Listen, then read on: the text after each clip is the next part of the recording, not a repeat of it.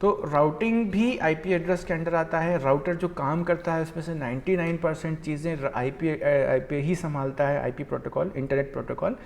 और आईपी जो है वो इंटरनेट प्रोटोकॉल है, तो उसका मतलब ये नहीं है कि वो सिर्फ आईपी एड्रेस है। आईपी के अंदर एक चीज़ होती है आईपी एड्रेस, बट आईपी के अंदर राउटिंग के डिफरेंट प्रोटोकॉल, कैसे पैकेट को फॉरवर्ड करना है, पैकेट के फ्रेम का क्या क्या, उसके अंदर फॉर्मेट क्या होंगे, चीज़ें क्या होंगी, वो सारी चीज़ें मिला के आईपी प्रोटोकॉल बना है। ठीक है, तो एड्रेसिंग सिर्फ एक चीज़ है, बट एड्रेसिंग बहुत इंपॉर्टेंट चीज़ है। तो आईपी एड्रेसिंग ही है जो अपन को अभी देखना है। बट जो भी पिछले डिस्कशन में जितना भी अपन लोग ने अभी किया देखा, तो वो सब कुछ जो है वो आईपी के ही अंडर आता है। Routing itself comes under IP addressing, IP, it comes under IP। एक सेकंड, नेक्स्ट क्यों नहीं जा रहा भाई, एक सेकंड, मैं इसको बंद करके वापस चालू करता हूँ।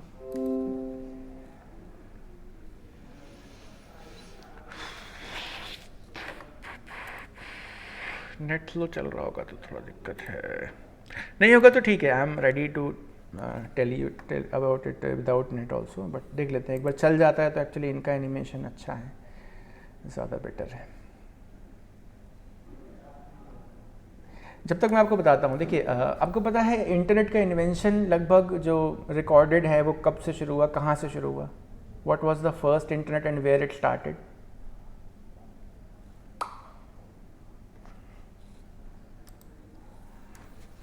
आप में से ARPA का फुल फॉर्म आप लोग सर्च करके बताइए ज़रा। ARPANET क्या फुल फॉर्म है ARPANET का? ARPANET was the first proper network which was able to communicate between, क्या है sir? Advance research project agency network. Advance research project agency, ये यूएस की एक एजेंसी थी जिसने सिर्फ डिफेंस के कामों के लिए, डिफेंस के डेटा को इंटरचेंज करने के लिए ये स्टार्ट किया। और वो एक पहला इंसिडेंस है जिसमें ये हुआ कि हाँ इंटरनेट कैसे होता है और कैसे हो सकता था, और फिर उसी को बेस बना के धीरे धीरे करके नेटवर्क स्टार्ट हुए। बस प्रॉब्लम ये गई कि जब ARPANET शुरू हुआ तो उन लोगों ने कुछ सिटीज़ में उसको शुरू किया, और उसके देखा से कि किसी और यूएस के कोने में कुछ लोगों ने और भी इसको शुरू किया, लेकिन क्योंकि उन लोग के जो टेक्नोलॉजी थी, जो उनका कम्युनिकेशन था, वो आपस में मिलता जुलता नहीं था, तो उनको ये समझ में आया कि इसमें सेल्फिशनेस नहीं चलेगी। कंप्यूटर नेटवर्किंग में हट करना, ज़िद करना कि नहीं हम अपनी टेक्नोलॉजी फॉलो करेंगे, दूसरे के साथ हम अपनी टेक्नोलॉजी शेयर नहीं करेंगे, तो दिक्कत क्या जाएगी? When a computer are same all over the world, but जो कंप्यूटर जब कम्युनिकेट करता है, तो जब वो कम्युनिकेट करे तो वो सेम लैंग्वेज में, सेम प्रोटोकॉल, सेम तरीके से कम्युनिकेट करे। बिकॉज सिंपल एग्जांपल है, कोई बंदा हिंदी जानता होगा और सिर्फ हिंदी जानता होगा, आप उससे इंग्लिश में बात करोगे, he won't understand. A French person will speak in French, he won't understand English. तो जब बात करनी है, अपनी बात पहुँचानी है, तो वहाँ पर सेल्फिशनेस, बॉर्डर्स, है ना, ये जो लड़ाइयाँ हैं कंट्रीज़ के बीच में, उन सबको किनारे रखना पड़ता है। तो वो सब किनारे रख के सारी कंट्रीज़ को एकजुट करके तब कहीं जाके इंटरनेट जो अभी चल रहा है वो चल पाया। तो ARPANET स्टार्टेड इट। और IP एड्रेस जो था वो शुरुआत से जब इन्वेंट हुआ तो IP एड्रेस के अंदर जो है 32 बिट्स के IP एड्रेसेस आए। ठीक है, अब IP एड्रेसेस जो है ना, they are shown like this. For example एक 8 बिट का, या आप उसको कह सकते हो 1 ऑक्टेट। ऑक्टेट वर्ड तो आप लोग जानते होंगे, ऑक्टेट मतलब 8, है ना। फर्स्ट ऑक्टेट ऐसा रहेगा, first octet dot, second octet dot, third octet dot, fourth octet. ठीक, ये डॉटेड तरीके से, डॉटेड डेसिमल के फॉर्म में इनको ऐसा बनाया गया, जिसमें डॉट के लेफ्ट में एक डेसिमल वैल्यू रहेगी। वो कितनी डेसिमल वैल्यू रहेगी? वो each section will have 8 bits. ठीक है, each section will have 8 bits. तो 8 बिट का एक सेक्शन होता है। मैं इसको बंद करके फिर देखूँगा चल पाता है तो each section will have 8 bits, and 8 bit मतलब 2 to the power 8। 2 to the power 8 मतलब कि आपके जो डेसिमल वैल्यूज़ की रेंज है वो 0 से लेकर चलेगी 255 तक। ठीक है ना, 256 कॉम्बिनेशन है, तो 256 तो आई काउंट, लेकिन वो काउंट कहाँ से शुरू होता है, 0 से लेकर 255। तो मतलब यहाँ पर जो एक एक सेक्शन है, first octet, second octet, third octet, fourth octet, तो इसमें मैक्सिमम वैल्यू आ सकती है 255 और मिनिमम वैल्यू आ सकती है 0। तो मतलब एक स्टार्टिंग आईपी एड्रेस हो सकता है 0.0.0.0 और ये जा सकता है अप टू 255.255.255.255। ये दोनों वैलिड एड्रेस है, first valid address and the last valid address, ठीक है। और आप ये देख सकते हो कि मैं चाहूँ तो मैं चारों को चेंज ना करूँ, मैं पहले क्या करूँ, सिर्फ 0 से लेकर 255 इसको चेंज करूँ और बाकी को फिक्स रहने दूँ 0। फिर उसके बाद मैं 2 को फिक्स कर दूँ, फिर 2 को चेंज करूँ, 3 को फिक्स कर दूँ, चौथे को चेंज करूँ। तो ऐसे अगर मैं करूँ ना तो मेरे पास में कितने कॉम्बिनेशन बन जाते हैं, अगर मैं बोलूँ तो 256 मतलब 256 इंटू 256 इंटू 256 इंटू 256। तो लेकिन होता क्या है, जब पहली बार आईपी एड्रेसेस का इन्वेंशन हुआ तो ये हुई बात कि आईपी एड्रेस में कुछ पोर्शन नेटवर्क का कहलाएगा और बाकी बचा हुआ पोर्शन कहलाएगा वो जिनको चेंज कर करके नए नए कंप्यूटर को अलॉट किया जा सकता है। तो बात ये समझ में आती है कि मान लो पहला वाला जो ऑक्टेट है, जो कि एकदम डॉट के फर्स्ट वाला है ना, लेफ्ट साइड का, उसको मैंने फिक्स कर दिया 192, सेकेंड वाले को फिक्स कर दिया 16। तो 192 और 16 जो हैं दे विल बी फिक्स्ड, और जो राइट साइड के 2 हैं उनको मैं 0 कर दूं, कभी 1 कर दूं, कभी 2 कर दूं, और फिर कभी कभी ऐसा भी कर सकता हूं कि 00, 01, फिर 02, 03 और 0 से लेकर 255 तक। फिर उसके बाद में 1011। तो मतलब आप ऐसा समझिए कि अगर मैंने 192.168.1 ये फिक्स कर दिया तो इसका पहला एड्रेस होगा 0 और इसका आखिरी एड्रेस क्या होगा बताइए, डॉट क्या, आवाज़ नहीं आई, क्या बोला आपने? 255। हाँ 255, ठीक है। तो मतलब मेरे पास में यहाँ पर कितने एड्रेस मिल गए, मुझे काउंट कितना हो गया एड्रेस का,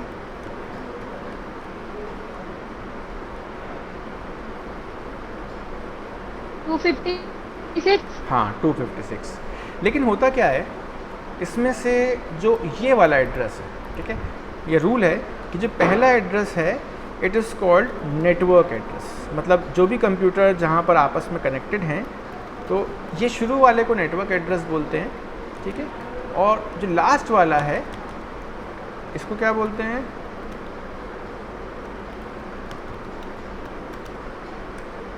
ब्रॉडकास्ट एड्रेस, ठीक है। तो मतलब अगर आपके पास में 256 different variety of IP addresses आपको मिल रहे हैं तो इसमें से आपको हमेशा 2 माइनस करना है। तो मतलब क्या हो रहा है, 256 मतलब कितना हो गया, 256 मतलब 2⁸8, ठीक है। और 2⁸8 पूरे नहीं मिलने वाले हैं, तो मैं करूँगा, या तो मैं करूँगा 256 माइनस 2 मतलब 254 एड्रेसेस, 254 एड्रेसेस, या फिर मैं 2⁸8 माइनस 1 कर दूँ, माइनस 2 कर दूँगा, ठीक है। तो मतलब ये याद रखिएगा 2⁸8 पहले निकालना है जो कि 256 आएगा, फिर उसके बाद माइनस 2 करना है।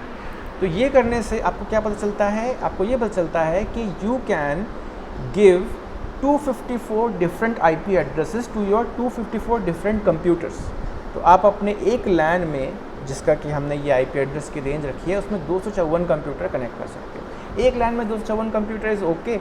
अगर मान लो एक स्विच है और उसमें सिर्फ 48 ही पोर्ट्स हैं, कभी कभी ज़्यादा भी होते हैं, बट मान लीजिए 48 पोर्ट्स हैं, तो 48 कर करके हम क्या कर सकते हैं, 2-3 स्विचेस का एक नेटवर्क बना लें और बाकी कंप्यूटर्स उन सब स्विचेस से कनेक्ट कर लें। बस नेटवर्क ऐसा बनाया जाए स्विचेस का कि लूप ना बने, बिकॉज आपको पता है स्विच में लूप बनना सही नहीं है। हम जानबूझ के कोशिश करते हैं ना बनाएं और वो नहीं बनता तो फिर हो जाता है, स्विचेस बन जाते हैं। तो ट्री के शेप में देते हैं ना।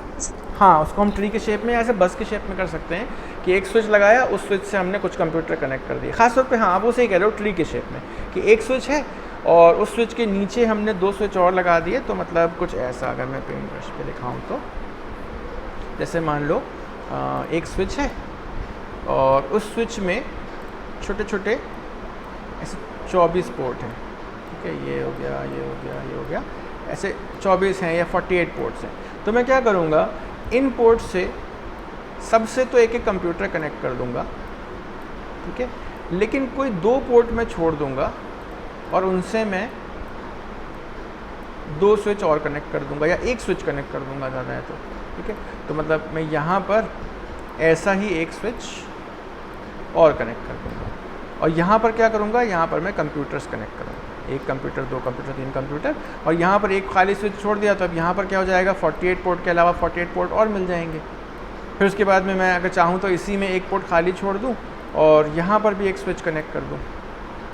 तो इस तरीके से मैं चाहूँ तो एक स्विच से ज़्यादा स्विच यूज़ करके मैं टोटल 156 कंप्यूटर्स को कनेक्ट कर सकता हूँ, विच इज़ ओके। बट देखा जाता है कि मतलब किस तरीके का ट्रैफिक जनरेट कर रहे हैं हमारे ये सब कंप्यूटर्स, और फिर उस हिसाब से उसको ओके चलो ये स्टार्ट हो रहा है।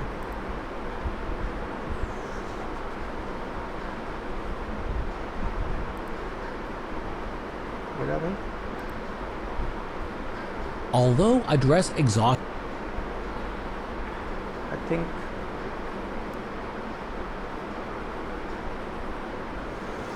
you are now familiar with the structure of ये शुरुआत में नहीं है ना, पर हिस्ट्री ऑफ आईपी पे चलते हैं, ठीक है। जैसा ये पढ़ा रहा है जूनिपर वैसे ही चलते हैं, जिसमें आप जब इसको आपका एक्सेस मिल जाए आपको तो आप बिल्कुल वैसे ही स्टडी कर पाओ, कुछ अलग से ना रहे। बाय द वे मेरे पास एक स्लाइड है जो शायद आपको इसके अलावा कुछ हेल्प कर पाए, तो वो भी मैं आपको ये जूनिपर वाले ग्रुप में भेज दूँगा।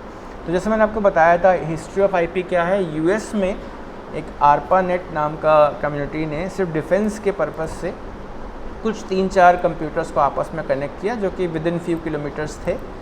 फिर उसके देखा सीखी यूटा में इससे दूर एक और सिटी में और कुछ कंप्यूटर्स आए और फिर वो आपस में कनेक्ट हो गए, और जब वो कनेक्ट हुए देन दे रियलाइज कि we need a single proper way of communication, otherwise दिक्कत जाएगी कि हम आपस में कनेक्ट नहीं कर पाएंगे। तो जब उस टाइम पे आईपी एड्रेसेस आए थे तो वो 32 बिट के आईपी एड्रेस थे, उनको वर्जन 4 बोला जाता था, ठीक है। और फिर क्या हुआ, कुछ टाइम बाद ये पहले से प्रेडिक्ट किया गया, रियलाइज़ किया गया कि ये आईपी एड्रेसेस फ्यूचर में जाके ख़त्म हो जाएंगे, ठीक है। तो फिर बहुत सारे उसके तरीके निकाले गए। ये निकाला गया कि हम पब्लिक और प्राइवेट आईपी एड्रेस का सिस्टम रखते हैं, और फिर ये बताया गया कि आईपी को रीयूज़ कैसे करना है। तो ये सब चीज़ें करके थोड़ा सा आईपी एड्रेस की प्रॉब्लम को 2000 तक खींच लिया गया। लेकिन उसके पहले अराउंड 1990s में आईपी वर्जन 6 निकाला गया, वर्जन 4 के बाद आईपी वर्जन 6 निकाला गया। और उस आईपी वर्जन 6 में जो थे यहाँ पर 32 बिट थे एड्रेसिंग करने के लिए, और यहाँ पर 128 बिट्स थे, ठीक है। लोग पूछते हैं कई बार अपना जनरल आपकी जानकारी कितनी है ये पता करने के लिए, IPv4 के बाद IPv6 क्यों आया, V5 कहाँ चला गया। तो IPv5 जो है वो आया था बीच में, बट वो फ्लॉप हो गया। उसको इंटरनेट स्ट्रीमिंग प्रोटोकॉल बोलते थे, इंटरनेट प्रोटोकॉल फॉर स्ट्रीमिंग, मतलब उसको वीडियो एक्सेट्रा स्ट्रीमिंग के लिए रखा गया था, बट वो उतना अच्छे से चल नहीं पाया। अब ये ध्यान रखना कि यहाँ पर जो आईपी एड्रेस है ना, उसमें ऊपर वाला और नीचे वाला थोड़ा सा शॉर्टकट वाले एड्रेस हैं, जो बीच वाला है ये प्रॉपर आईपी एड्रेस है, मतलब उसमें सारे जो सेक्शंस हैं वो फुल हैं। तो अब अगर यहाँ पर देखें तो यहाँ पर क्या हो रहा है, कितने सेक्शन हैं, 1 2 3 4 5 6 7 8, ठीक है। तो यहाँ पर 8 सेक्शन हैं और हर एक सेक्शन में 16 बिट्स हैं। क्यों? क्योंकि हर एक नंबर जो है वो हेक्साडेसिमल है, और हेक्साडेसिमल नंबर आपको पता है वो 4 बिट शो करता है। तो हर एक सेक्शन कितना हो गया, 16 बिट का हो गया, और 16 × 8 जो है वो 128 हो जाएगा। तो IPv4 जो है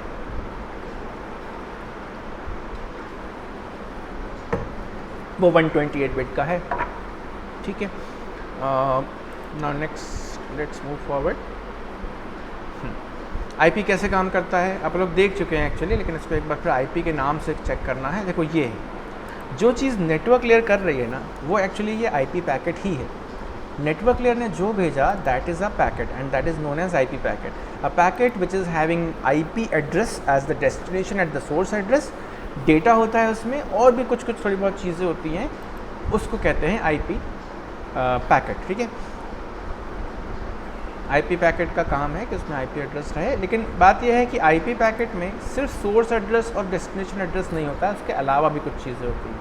क्योंकि आप इमेजिन करो कि एक पैकेट को या एक डेटा यूनिट को मैं राउटर्स के भरोसे छोड़ देता हूँ, और राउटर डिसाइड करता है किसको कहाँ भेजना है।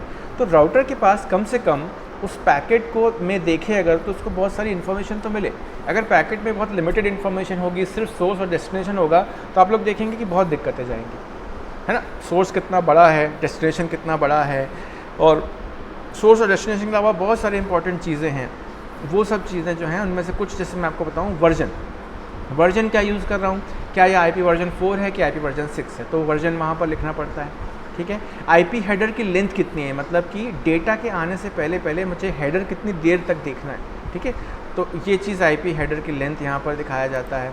इसमें एक मिनट रखिएगा, आगे जाके इसके हेडर्स को, हाँ, अब डिफ सर्व क्या करता है, ये बताता है कि आप टाइप ऑफ सर्विस क्या यूज़ कर रहे हो। देखो क्या होता है, आईपी एक इकलौता ऐसा प्रोटोकॉल है नेटवर्क लेयर में जो अकेला है, और वही अकेला अलग अलग टाइप की टेक्नोलॉजी को संभालता है। तो आईपी में भी एक रहता है कि आपका जो आईपी पैकेट है, is it like for video, is it for audio, क्या ये क्वालिटी ऑफ सर्विस देने वाला है। क्वालिटी ऑफ सर्विस का मतलब क्या है कि इंटरनेट कनेक्टिविटी तो बेसिक चीज़ है, लेकिन आजकल जो बात होती है कंप्यूटर नेटवर्क में वो क्वालिटी ऑफ सर्विस की होती है कि आप अगर वीडियो स्ट्रीमिंग कर रहे हैं या आप किसी से, अभी मैं आप लोग से जैसे बात कर रहा हूँ और मेरी आवाज़ बार बार कट रही है, मेरे वीडियो डिले हो रहा है, मेरे ऑडियो वीडियो के बीच में प्रॉब्लम जा रही है, तो इसका मतलब क्या है कि अभी जो इंटरनेट मैं यूज़ कर रहा हूँ उसमें क्वालिटी ऑफ सर्विस कम है, अच्छी नहीं है।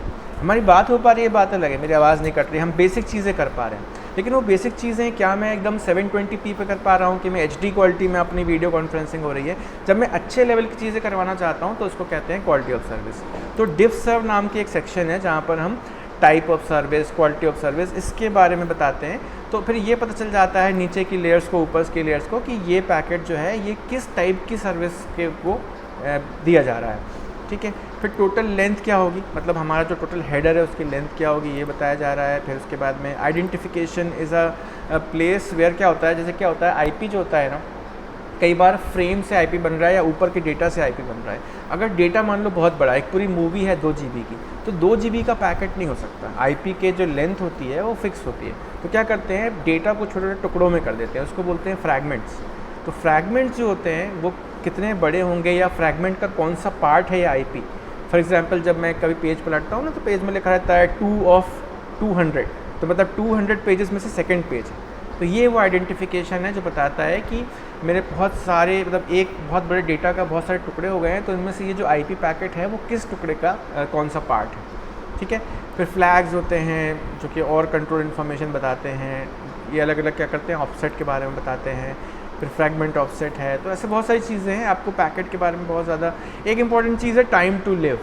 आईपी पैकेट में टाइम टू लिव क्या होता है, हम ये बोलते हैं कि जैसे ये जो आईपी पैकेट्स होते हैं, ख़ासतौर पे यूडीपी के थ्रू आए हुए आईपी पैकेट्स, ये राउटर में अपना रास्ता तय करते हैं। मतलब ये वैसा है जैसे कि मैं घर से निकला और मुझे एड्रेस नहीं पता है और मैं रास्ते में पूछते पूछते पहुँचूँ मैं, है ना। अगर मैं पूछते पूछते जा रहा हूँ तो मुझे वो डेस्टिनेशन का एड्रेस पता होना चाहिए। तो ये वैसे ही है कि इसको मैं ये बोल रहा हूँ कि अगर एक पैकेट अलग अलग राउटर्स को क्रॉस करते हुए पहुंच रहा है, तो ऐसा नहीं होना चाहिए कि वो घूमता जा रहा है और हमेशा के लिए नेटवर्क पे घूम रहा है। अगर कोई पैकेट को आप हमेशा के लिए नेटवर्क पे घूमने दोगे तो वो नेटवर्क को कंजेस्ट करेगा, बिजी करेगा और बाकी चीज़ों को नहीं आने देगा। तो इसमें एक काउंटडाउन टाइमर लगा होता है जो कि इस हिसाब से बनाया जाता है कि हमें पता रहता है कि एक पैकेट को एक एक्स जगह से वाई जगह जाने में कितना टाइम लगेगा। तो टाइम टू लिव मान लो मैंने 50 कर दिया, जितनी बार भी राउटर के पास जाता है ये टाइम टू लिव डिक्रीमेंट होता जाता है। तो मतलब ऐसा हो गया कि 50 राउटर से ज़्यादा राउटर्स इसको नहीं फेस करना चाहिए, अपने डेस्टिनेशन को ये विद इन टाइम पहुँच जाएगा। तो टाइम टू लिव वो है जो आईपी पैकेट का ये बताता है कि वो हमेशा के लिए नेटवर्क में भटकता ना रहे। फिर कौन सा प्रोटोकॉल यूज़ कर रहे हैं अपर लेयर का, यूडीपी, टीसीपी, आईसीएमपी, ऐसे बहुत सारे प्रोटोकॉल हैं जो ट्रांसपोर्ट लेयर से आते हैं। तो ये कौन से लेयर से आ रहा है, उस लेयर में कौन से प्रोटोकॉल से आ रहा है, ये प्रोटोकॉल बताता है। चेकसम जो है वो एरर चेकिंग करता है। चेकसम फील्ड रिसीवर साइड के काम आती है कि वो इस चेकसम की मदद से हेडर में जो एरर्स होते हैं उनको फाइंड आउट कर लेता है और बता देता है कि पैकेट करप्ट है कि सही है। फिर सोर्स और डेस्टिनेशन तो आप लोग देखते आ ही रहे हो। हम लोग एक्चुअली अभी तक आईपी के जो हेडर हैं इनमें से सोर्स और डेस्टिनेशन ही देख रहे थे। ऑप्शंस नाम की एक फील्ड है जिसको खाली छोड़ दिया है, वो अभी तक यूज़ नहीं हुई और उसके आने से पहले इसको IPv6 मिल गया, ठीक है। तो ये थोड़ा सा टफ कहलाता था IPv6 का जो हेडर फॉर्मेट है ना, और एक्चुअली जो डेटा है वो इसके बाद आता है। आप देख रहे हो ये ब्राउन कलर की लाइन, ये जो ग्रीन कलर का जितना पोर्शन है इसी को जूम इन किया हुआ है।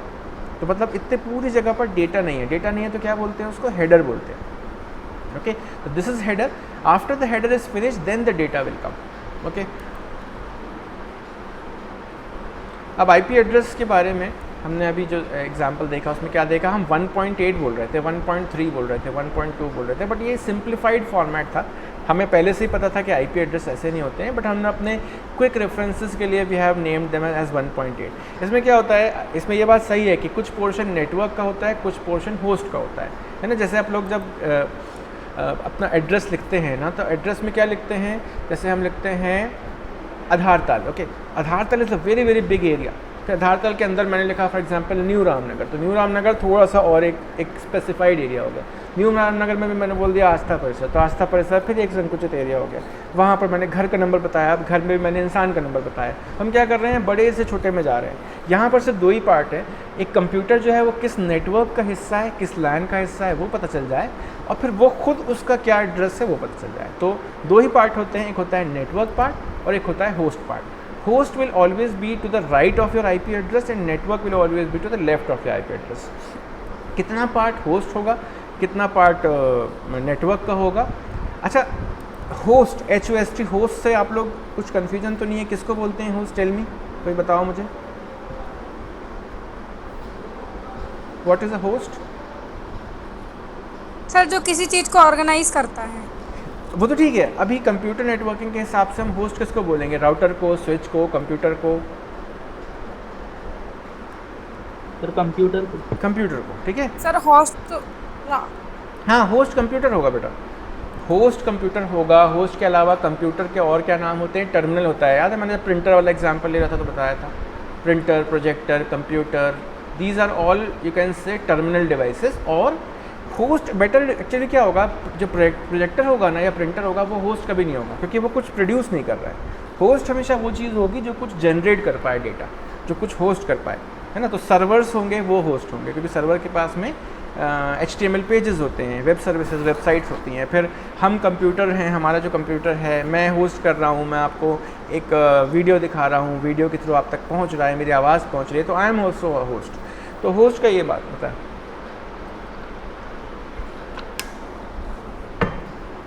तो ठीक है, तो होस्ट से कंफ्यूज मत होना। नेटवर्क मतलब पूरा इस इलाके का एड्रेस, और होस्ट मतलब उस इलाके में जो जो कंप्यूटर हैं उनके डिफरेंट एड्रेस। तो अगर आप देखो यहाँ पर ख़ास तौर पे 192.168.1 ये इन सभी का एड्रेस है ना, सबका .1.1.1। और इवन कि जो राउटर है इसका जो ये वाला पोर्ट है इसमें भी 192.168.1 है, ठीक है। चेंज क्या हो रहा है, जैसे मैंने बताया था कि जो राउटर होता है जिसको हम गेटवे की तरह यूज़ करते हैं, उसको सबसे पहला IP एड्रेस मिलता है, फिर उसके बाद में दूसरा, तीसरा, चौथा, पांचवा, इवन 254 तक आप कोई भी 254 कंप्यूटर को एड्रेस दे सकते हैं। जैसे 255 की बात होती है तो 255 हम किसी कंप्यूटर को नहीं दे सकते, क्योंकि 255 का मतलब होता है ब्रॉडकास्ट करना। तो जब एक कंप्यूटर सारे कंप्यूटर से कुछ बात करना चाहेगा तो वो इस लेफ़्ट वाले नेटवर्क में क्या लिखेगा, 192.168.1.255। उससे क्या होगा, वो जो पैकेट है स्विच उसको सब जगह भेज देगा, ठीक है। ऐसे ही जब मैं नेटवर्क 2 की बात करूं तो नेटवर्क 2 में आप देखो एक डिफरेंस है नेटवर्क 1 के कंपैरिजन में। इसमें 192.168 तो ठीक है, और .2 आ रहा है। .2 आने की वजह से इन सभी में .2 आ रहा है, because we want to show that this is a different network and all the things in that network belong to that network number 2। तो इसी राउटर का जो राइट साइड वाला हैंड है उसको पता है कि मेरा राइट वाला हैंड किस नेटवर्क का हिस्सा है, नेटवर्क नंबर 2 का हिस्सा है, ठीक है।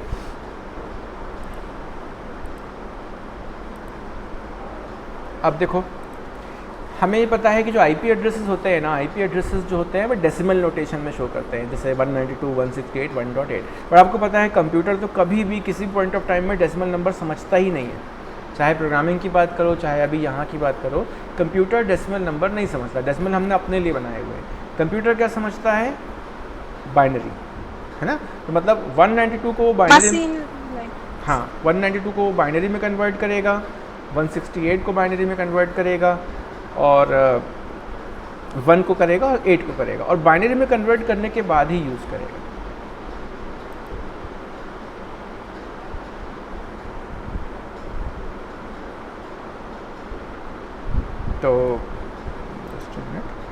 तो आपको बाइनरी कन्वर्जन आता है? आप में से बताइए, सब लोग को बाइनरी कन्वर्जन आता है, डेसिमल टू बाइनरी? सर कोई भी ऐसा तो नहीं है जिसको बाइनरी कन्वर्जन में कुछ इनपुट की या कुछ रिवीजन की ज़रूरत हो डेसिमल से बाइनरी में? टेल मी फ्रैंकली, मत घबराओ, मत शर्माओ, कोई दिक्कत नहीं है, आता है? ओके। तो मतलब अगर मैं 204 इसको मैं बाइनरी में कन्वर्ट करना चाहूँगा, तो कैसे करोगे? सर किसको? 204 को अगर मैं बाइनरी में कन्वर्ट करना चाहूँ, ये लिखा हुआ है मैंने, तो कैसे करोगे? सर 2 से डिवाइड कर देंगे, फिर जो भी उसका रिमाइंडर आता जाएगा उसको लिखते जाएंगे, तो ये कन्वर्ट हो जाएगा। सर हम 1 मिनट में इसका आंसर बताते हैं। 1 मिनट, देखो वो सही है 2 से डिवाइड करना, लेकिन क्या हो रहा है कि कंप्यूटर नेटवर्किंग में ना 2 से डिवाइड करना एक टिपिकल प्रोसेस हो जाएगा, आपका काम बहुत लंबा हो जाएगा। आप 2 से डिवाइड करोगे ना और कोई बड़ा सा नंबर होगा तो आपको आखिरी MSB तक आने में बहुत टाइम लगेगा, LSB तक आने में बहुत टाइम लगेगा। तो इसका एक तरीका है, देखो हमको ये पता है कि हमारा जो एक ही डेसिमल नंबर है वो 8 बिट से ज़्यादा का नहीं हो सकता, है ना। ये जो डॉट के लेफ्ट में, डॉट के बीच में, ये जितने भी नंबर्स हैं इनकी मैक्सिमम वैल्यू होगी 255 और मिनिमम वैल्यू होगी 0, मतलब मुझे 8 बिट से ज़्यादा झेलना ही नहीं पड़ेगा कभी। तो इसका मतलब क्या है कि क्या मैं ये वेटेड फॉर्मेट नहीं यूज़ कर सकता हूँ? वेटेड बाइनरी फॉर्मेट, मतलब बजाय डिवाइड करने के हम ऐसा करते हैं ना कि 2 टू द पावर 7, ठीक है, ये एक प्लेस वैल्यू हो गई। 2 टू द पावर 6 एक और place value, 2 to the power 5, ऐसे करते करते ना dash dash dash dash dash dash 2 to the power 0, ठीक है। इसका मतलब क्या है, 2 टू द पावर 7 कितना होता है? 128। फिर उसके बाद में ये हो जाता है 64, फिर आप आगे चलते हैं तो ये जाता है 32, है ना। फिर ऐसे ही आगे 16, फिर 8, फिर 4, फिर 2 और फिर 1। ये ज़्यादा आसान पड़ता है, आप यकीन मानिए ये ज़्यादा आसान पड़ेगा। क्या होगा, ये 8 नंबर हैं जो आपको काइंड ऑफ राइट से लेफ़्ट या लेफ़्ट से राइट रट जाएंगे और इजी भी हैं, याद हो जाएंगे। ओके, आपके पास एक नंबर आया 204। 204 को आपको ये देखना है कि वो किस नंबर में फिट बैठ जाएगा, मतलब कितनी बार मैं 128 को मतलब कितनी बार रिपीट करूं कि मैं 204 तक पहुंच जाऊं। तो हमेशा ऐसा होगा कि आप सबसे लेफ़्ट से शुरू करोगे ना तो बस एक ही नंबर होगा जो 204 के अंदर आएगा। तो मैं क्या करूंगा, मैं यहाँ पर लिखूंगा 204 माइनस 128, कितना हो जाएगा? 204 माइनस 128, ये बताओ मुझे बल्कि।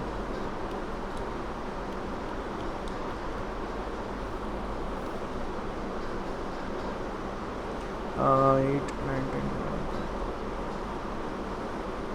10 86 ना, 86, ठीक है। तो 86 जो है ना, अब आप ये समझिएगा कि मतलब देखो 128 मैंने एक बार यूज़ किया तो 128 के सामने लिख देता हूँ 1, ठीक है। आप लोग को शायद ये तरीका पता होगा बट मैं भी भूल गए आप। अब मेरे पास बचा 86। 86 जो है वो मैं कहाँ रख सकता हूँ? मैं 64 के अगेंस्ट रख सकता हूँ। 64 को जब मैं 86 से सब्ट्रैक्ट करूँगा तो मुझे मिलेगा 22, राइट? सर वो 86 नहीं 76 है। ओह सॉरी 26 है। तो फिर तो 64 नहीं आएगा। तो फिर मैं यहाँ पर देखो 26 आया, 76। अरे यार 76 बिल्कुल क्लियर आवाज़ नहीं आ रही तुम लोगों को। चलो ठीक है 64 76 पक्का 76 होती है। Because I am not calculating, मुझे करना होगा तो मैं अभी यहाँ पर 1 सेकंड रुको, मैं कर लेता हूँ, कैलकुलेटर ओपन कर लेता हूँ फटाफट। बट अगेन वही है कि एक कॉपी पेन लेके बैठना, मैंने बाहर कहा था ना कॉपी पेन लेके बैठना। तो ये क्या बचेगा? ये बचेगा 12, ठीक है। Yes, sir. तो आप लोग ने 76 को क्योंकि 64 से कंपेयर किया, क्योंकि हम क्या करते हैं, हम ये देखते हैं हमारे पास जितनी भी प्लेस वैल्यूज़ हैं 128, 64, 32, तो हमारे पास जो नंबर आ रहा है वो किस प्लेस वैल्यू के सबसे नियरेस्ट है। तो 76 जो है वो 64 के सबसे नियरेस्ट है, तो मैंने 64 के नीचे 1 कर दिया। अब जो मेरे पास बचा है वो 12 बचा है, तो 12 तो 32 से बहुत दूर है।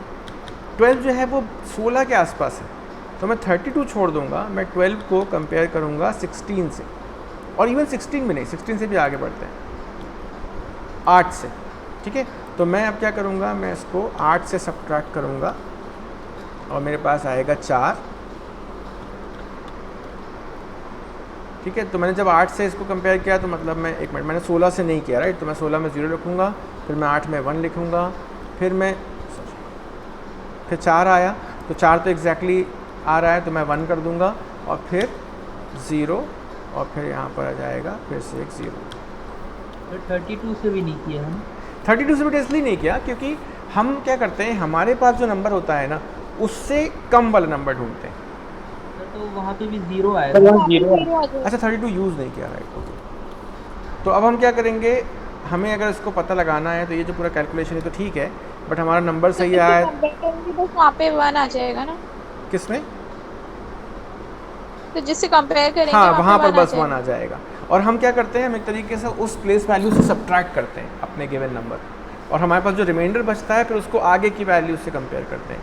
तो 128 + 64 + 8 + 4 ये कितना आएगा, 128 कर लेता हूँ मैं, 128 + 64 + 12 आ गया 204। तो ये 204 ही लाना है।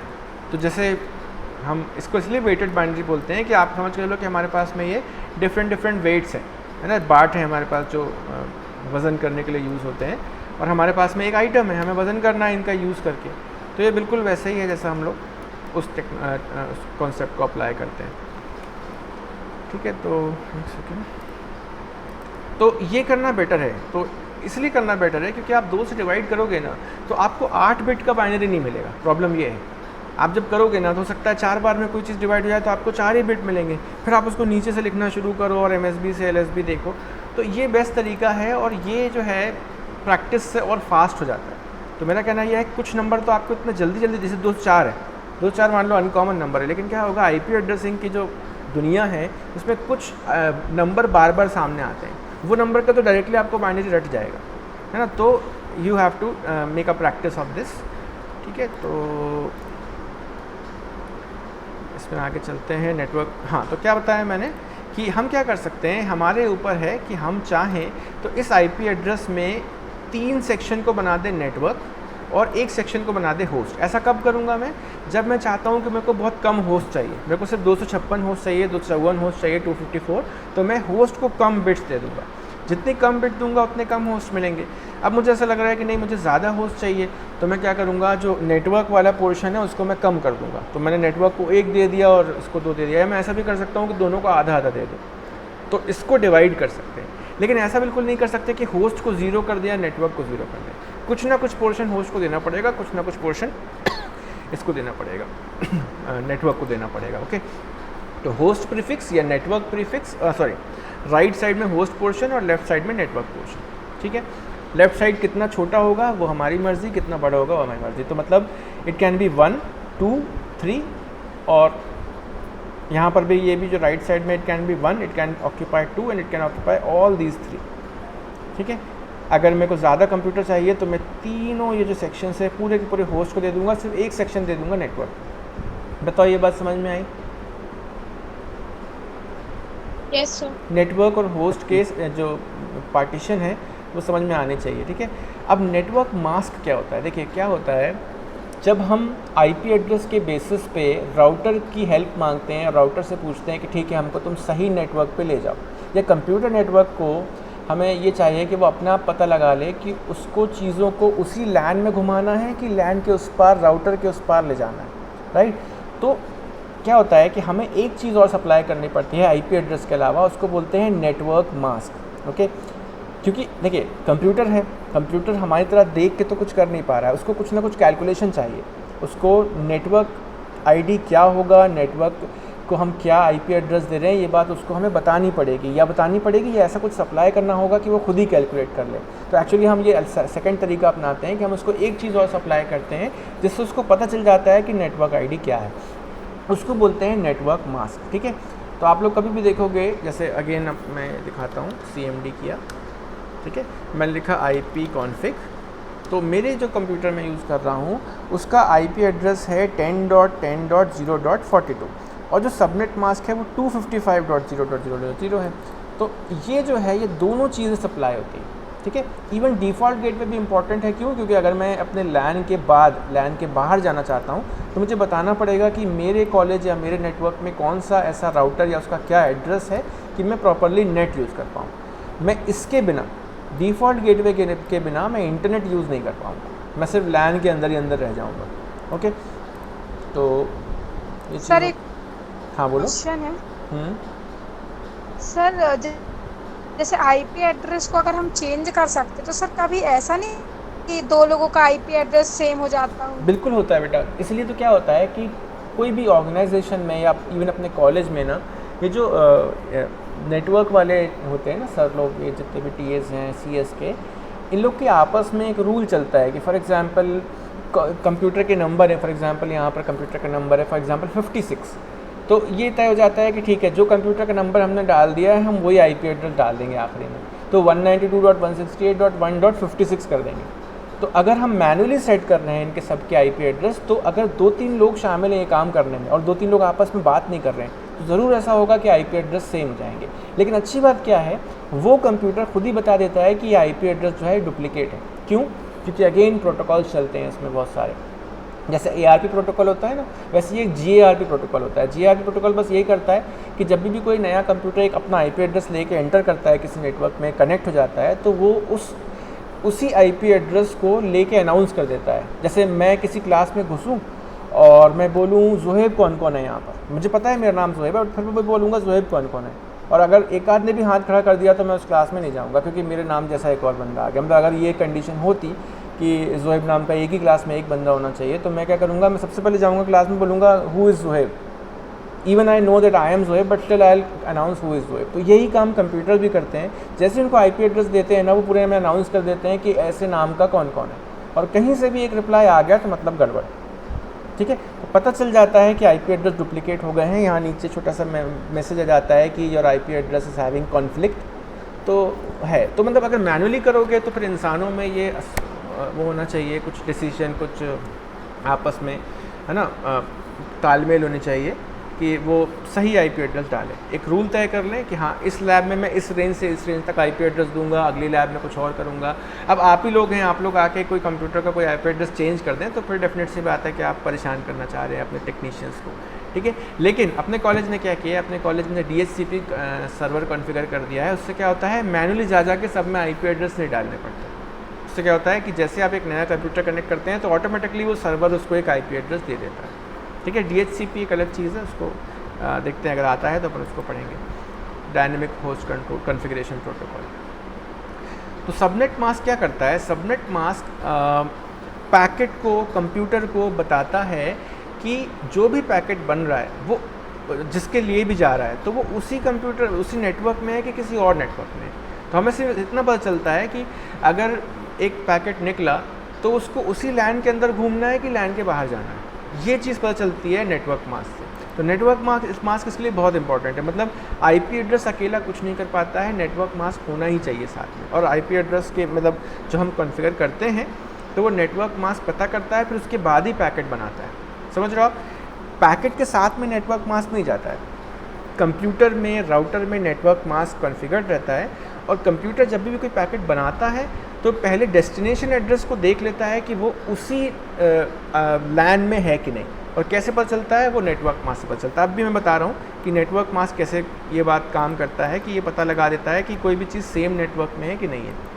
एक चीज़ और, जब नेटवर्क मास्क हम बनाते हैं ना, तो ये भी एक तरीका है कि मैं 3 सेक्शन यूज़ कर लूँ और 1 सेक्शन खाली छोड़ दूँ होस्ट के लिए, है ना, या 2 कर लूँ, 2 खाली छोड़ दूँ, 1 कर लूँ, 3 खाली छोड़ दूँ। लेकिन आगे जाके आप देखेंगे कि एक ऐसा भी तरीका है जिसमें हम इस सेक्शन की बाउंड्री को क्रॉस भी कर सकते हैं। जैसे ये जो है ना, ये यहाँ लाइन खिंच गई है, लेकिन देखिए यहाँ पर क्या किया है कि 3 बिट यहाँ से उधार ले लिया है। तो ये भी कर सकते हैं कि अगर मुझे बहुत सारे कंप्यूटर की ज़रूरत नहीं है, 254 कंप्यूटर की ज़रूरत नहीं है, तो मैं यहाँ से 3 बिट और नेटवर्क के साइड डाल दूँगा, जिसमें मुझे राइट साइड में कम कंप्यूटर मिले। कम कंप्यूटर चाहने का रीज़न पता है ना, कम कंप्यूटर हम किसी नेटवर्क में क्यों चाहते हैं, कई बार खुद से भी चाहते हैं, अपन लोग उसको डिस्कस कर चुके हैं, है ना। When I don't have too many computers, why to engage so many IP addresses, and why do we need a less number of computer. One, मेरे पास पैसा नहीं है, दूसरा ये कि कम कंप्यूटर के बीच में ट्रैफिक कम रहेगा, ठीक है।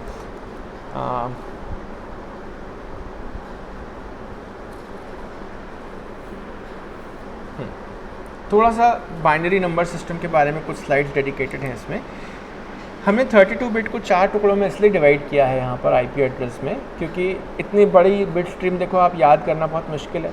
अब ये डिवाइड हो गई, डिवाइड करने पे भी मुश्किल था, लेकिन फिर उसको क्या किया, बाइनरी से डेसिमल में कन्वर्ट कर दिया। तो 8 बिट के सेक्शन बनाए, उनको डेसिमल में शो करना शुरू कर दिया जिसमें इंसान याद कर पाएँ। और कंप्यूटर तो अपने आप ही बाइनरी में चीज़ों को रिमेंबर करता ही है, मतलब समझता है ईजिली, ठीक है। अब डॉटेड डेसिमल नोटेशन इसलिए बनाई गई जिसमें human can remember it. And dotted decimal notation ये भी एक काम कर रही है कि आपको नेटवर्क और होस्ट बिट्स को सेपरेट करने में भी हेल्प कर रही है। आप उसका कुछ पोर्शन यूज़ करो, कुछ पोर्शन होस्ट में डिवाइड कर दो। और ये तो चलो नंबर सिस्टम है। जैसे प्लेस वैल्यूज़ होती है ना, 10 to the power 0, 10 to the power 1, 2, 3, तो वो डेसिमल की प्लेस वैल्यूज़ हैं। तो अगर मैं लिखना चाहता हूँ 3405, तो मैं 3000 यहाँ लिखूँगा, 400 यहाँ लिखूँगा, है ना, 0 यहाँ लिखूँगा और 7 यहाँ लिखूँगा, तो 3407। ये तो अपन स्कूल टाइम में शुरू में पढ़ते थे, पहली बार गिनती सीखना शुरू किया था, राइट, प्लेस वैल्यूज़ के बारे में। तो ये डेसिमल वाली प्लेस वैल्यूज़ है। ऐसे ही जब बाइनरी नंबर सिस्टम की बात आती है तो बाइनरी नंबर सिस्टम क्या होता है, सिर्फ 2 सिंबल होते हैं। डेसिमल में तो पूरे 10 सिंबल होते हैं, 0, 1, 2, 3, 4, 9 तक, है ना। यहाँ पर सिर्फ 2 ही सिंबल होते हैं, 0 और 1। तो 0 और 1 को अगर मैं बोलना चाहता हूँ कि उसकी कितनी प्लेस वैल्यूज़ रहें, तो उसमें क्या हो जाएगा, अगर 8 बिट हैं तो 2 की पावर 0 एक प्लेस वैल्यू, फिर 2, फिर 3, 4, जो अभी मैंने वहाँ पर नोट पैड पर लिख के दिया था ना, ये वही चीज़ है। तो इसके नीचे मैं जो भी लिखूँगा तो 120, अगर मैंने यहाँ 1 लिख दिया ना, मतलब मैं 128 नंबर को यूज़ कर रहा हूँ। जहाँ जहाँ 1 लिखा मतलब मैं उसको यूज़ कर रहा हूँ। तो मैं अगर यहाँ 128 के नीचे 1 लिख देता हूँ तो मैं लिखूँगा 1 × 10 to the power 7, 2 to the power 7, या 1 × 128। तो 128 ऐड होगा, कभी 32 ऐड होगा। अगर सारे ऐड हो जाते हैं तो क्या आंसर आएगा बताओ?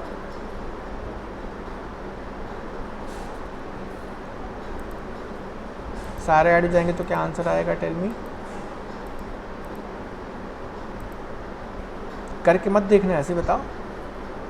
सबसे मैक्सिमम वैल्यू क्या है जो मैं आईपी एड्रेस में शो कर सकता हूँ एक सेक्शन में? 255।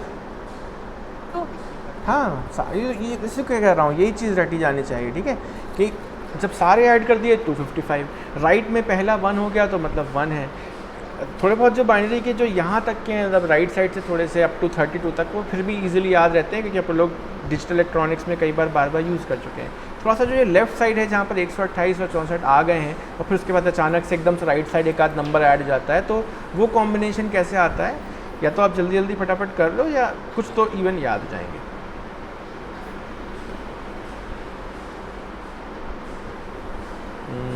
बाइनरी टू डेसिमल कन्वर्जन है, तो एक दो तो वो करके बताएगा। एक सेकंड,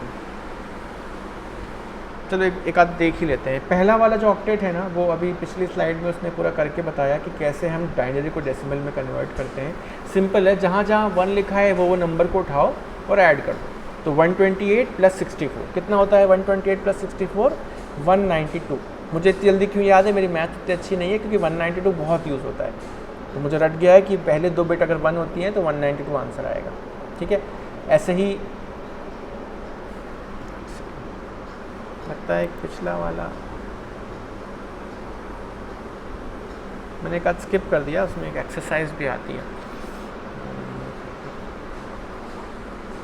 हाँ, इसको मैं चलने देता हूँ पूरा। इसमें क्या होता है, 2 ऑक्टेट जो है ना वो आपको करके बताता है। तो फॉर एग्जांपल 2 1 है और बाकी सारे 0 हैं, तो 2 1 लिखे 128 और 64 वाली पोजीशन में और बाकी सारे 0 कर दिए। तो अब क्या करेगा वो, 1 × 128, 1 × 64 और बाकी सारे 0, तो कुल मिला के 128 + 64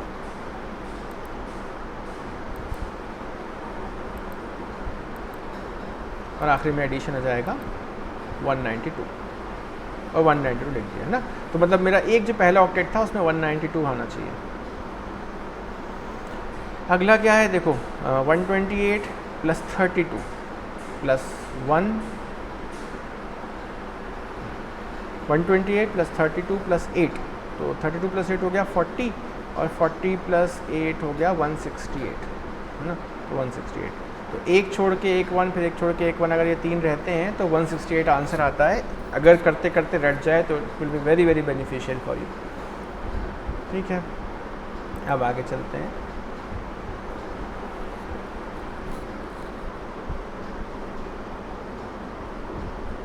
अब जिस इसका तो 12 आएगा। 12 आएगा, नॉट पॉसिबल। 12 आता बेटा अगर यहाँ पर 8 + 4 होता तो। यहाँ 2 1 नहीं है, यहाँ 3 1 है, ओके सर। है ना। तो ये जो है ना ये लिखा आ गया क्योंकि शायद मैं कर चुका था इसको, लेकिन मैं अभी इसको सबमिट करूँगा ना तो ये एरर दिखाएगा। एक मिनट देखता हूँ, हाँ करेक्ट दिखाया, ठीक है। कभी कभी मैं कल देख रहा था करके, तो क्या होता है ऑलरेडी लिखी हुई चीज़ों को सबमिट करो तो एरर दिखाता है, और ख़ुद से दोबारा लिख दो तो फिर वो सही आता है। लेकिन अभी आ गया तो दैट्स गुड। तो अपन आगे चलते हैं। एक लास्ट ऑक्टेट और पूछेगा अपन से, that will be much more easier क्योंकि वो छोटा नंबर होगा। तो राइट साइड में ही कोई एक आध वैल्यू 1 होगी। तो ये क्या है, ये 1011 तो ईजी है, बताओ क्या होता है ये? 11। 11। क्योंकि 1010 10 होता है तो 1011 11 हो जाएगा। तो ये चीज़ें थोड़ा सा याद हों तो यही न्यूमेरिकल की तरह बिहेव करती हैं कंप्यूटर नेटवर्किंग में। और इसके क्वेश्चन बहुत आते हैं जुनिपर में, इसके क्वेश्चन जल्दी जल्दी आते हैं। और अगर आपको मतलब इनको जल्दी से करके आगे बढ़ना हो फास्ट, और टाइमिंग का वैसे तो इशू नहीं है, लेकिन वो ये जल्दबाजी में गलत भी नहीं करना है उसको।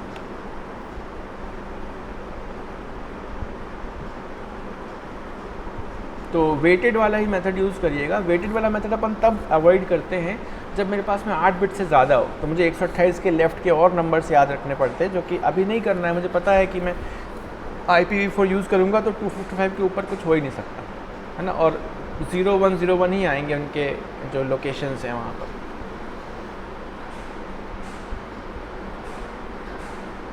थोड़ा सा नेट लगता है फिर से स्लो हो गया है। मेरी आवाज़ आप लोग को आ रही है ना ठीक ठाक? Yes sir. मैं अपना वीडियो बंद करता हूँ, शायद थोड़ी बैंडविड्थ मेरी बच जाएगी।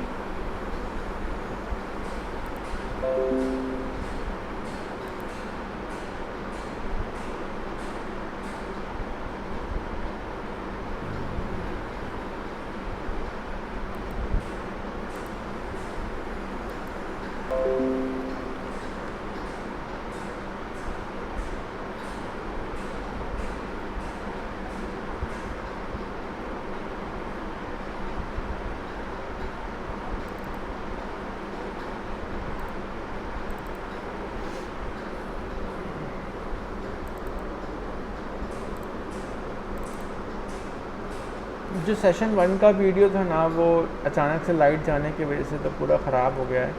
तो सॉरी, मैं वो तो आप लोग को आज नहीं अपलोड कर पाऊँगा, लेकिन जो मैंने अब तक जो किए हैं वो हो गए हैं। और जो सेकंड सेशन है उसके वीडियोस आपको मिल ही जाएंगे।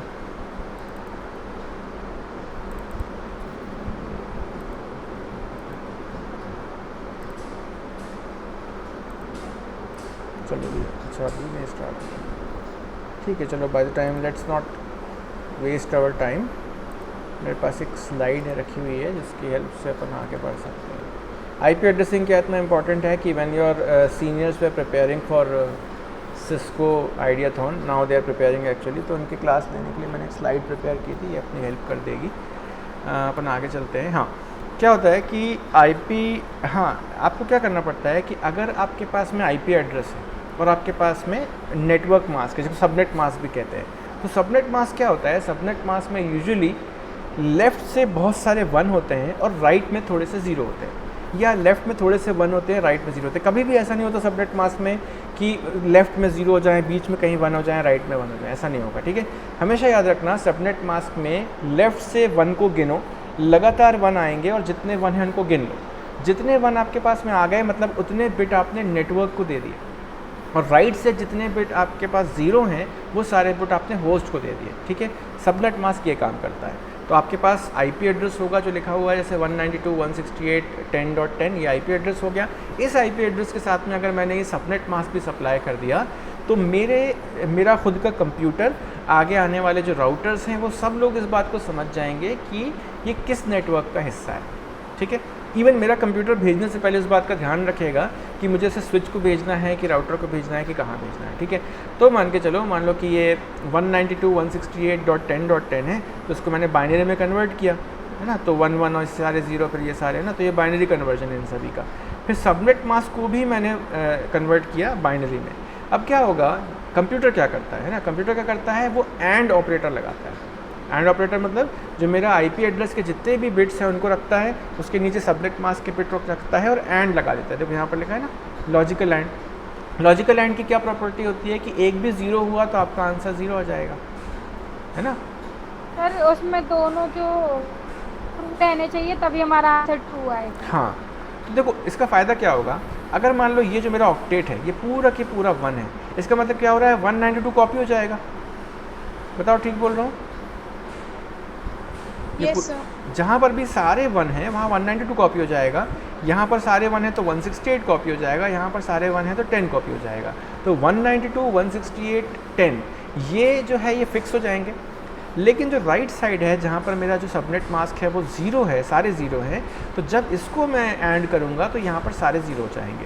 तो कंप्यूटर को क्या पता चलेगा, उसको पता चलेगा कि जो आईपी एड्रेस है 192.168.10.10 ये किस नेटवर्क को बिलोंग करता है, ये बिलोंग करता है 192.168.10.0।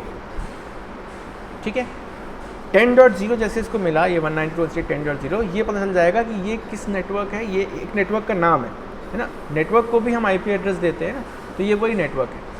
ठीक है, आगे इसके देखते हैं अपन और कुछ भी कुछ करेंगे तो देख लेंगे अपन, क्योंकि ये तो देखो सिंपली क्या होता है कि आप जब सबनेट मास्क देखते हो तो उसमें लेफ़्ट में कुछ 1 रहते हैं, राइट में कुछ 0 रहते हैं। या अगर मैं दूसरी लैंग्वेज में बोलूँ कि 255 रहते हैं 1-2 बार और बाकी सारे 0 रहते हैं, तो 255 मतलब सारे 1 और 0 मतलब सारे 0। तो आपको या तो पूरे 0 से ऐड कर देना है या पूरे 1 से ऐड कर देना है। तो मतलब आप ये देखो कि ऊपर जो आईपी एड्रेस लिखा है तो 192.168 है, और मान लो यहाँ पर भी 255 है, तो आपने वो भी चीज़ कॉपी कर ली तो 192, 168 और 10 कॉपी हो गया। जो राइट साइड वाला 10 है वो 0 हो जाता है क्योंकि आपने एंड ऑपरेटर लगाया। तो वो जो राइट साइड वाला 0 हो गया है, राइट साइड वाला सेक्शन 0 हो गया है, वही होस्ट वाला पार्ट है। वो होस्ट वाला पार्ट क्या होगा, ये बदलेगा, कभी 1 होगा, कभी 2 होगा, कभी 58 होगा, और अलग अलग कंप्यूटर को अलॉट कर दिया जाएगा। लेकिन ये सारे कंप्यूटर जब भी अपना सबनेट मास्क के थ्रू अपना नेटवर्क कैलकुलेट करेंगे तो कितना आएगा, 192.168.10.0। सिर्फ इतनी सी इन्फॉर्मेशन से, सबनेट की इन्फॉर्मेशन से सारे कंप्यूटर्स को ये पता चलता है कि वो एक ही नेटवर्क को या एक ही लैन को बिलोंग करते हैं, है ना। आपको लग रहा होगा कि ये तो दिखने में ही लग रहा है कि हाँ शुरू की 3 चीज़ें मैच कर रही हैं, बट कंप्यूटर को ये चीज़ें मैच करवाने के लिए कैलकुलेशन करने पड़ते हैं।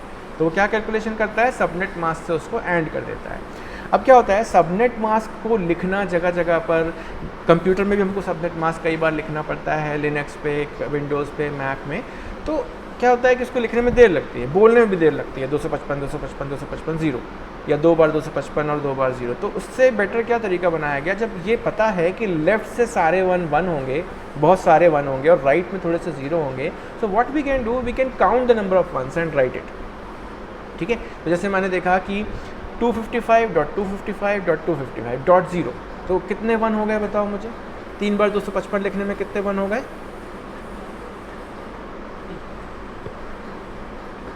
8 3 24, है ना।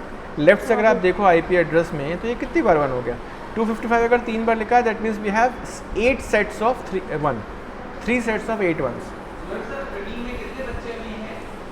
अभी तो सर थोड़ा सा कम है, सेकेंड हाफ मॉर्निंग में थे 25 अराउंड, अभी 17-18 हो गए।